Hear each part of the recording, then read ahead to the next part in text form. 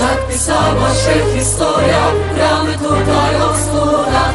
Żadne zło i żadna wojna nie zabiła wiary w nas.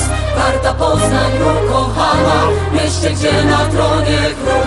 Piękną przy nim jest królową, warta nieśmiertelnych lub. Od 100 lat jesteśmy swej królowej wierni. Warta Poznań to zieloni, nieśmiertelni. Od 100 lat jesteśmy z tobą, każdą porę. Przez kolejne 100 wygrywaj, strzelaj dole. Na boiska ekstraklasy powrócimy jak na tron.